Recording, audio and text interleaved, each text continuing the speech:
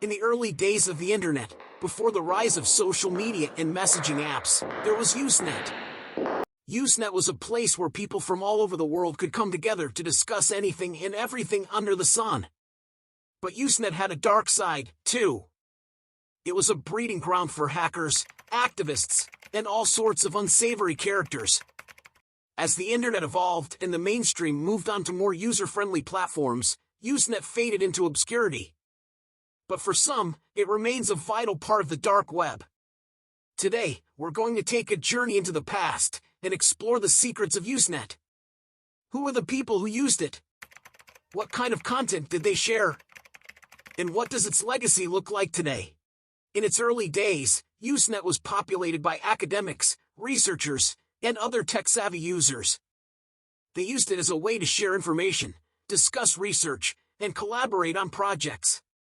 But as the internet became more accessible, Usenet began to attract a wider audience. By the mid-90s, it had become a hub for all sorts of discussions and communities, from music and movies to politics and religion. The kind of content shared on Usenet was incredibly diverse.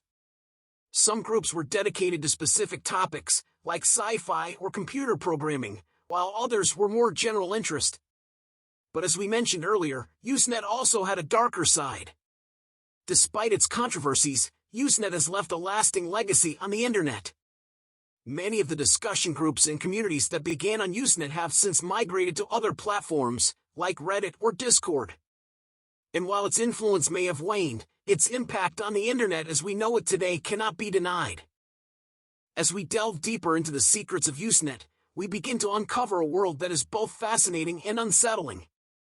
A world that existed in the shadows, hidden from the prying eyes of the mainstream.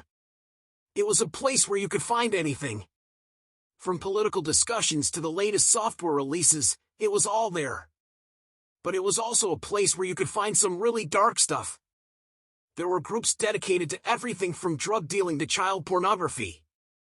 The darker side of Usenet was well known, and in the late 90s, law enforcement began cracking down on some of the more nefarious groups. But even as the platform's popularity waned, it remained an important part of the dark web. Today, Usenet is largely inaccessible to the average internet user. But for those who know how to access it, it remains a valuable resource for information and communication. As we wrap up our journey into the secrets of Usenet, one thing is clear: this is a platform that has left a lasting impact on the internet and on the people who used it. From the nostalgia of its early days to the darkness of its underbelly, Usenet will always be a fascinating and mysterious part of internet history.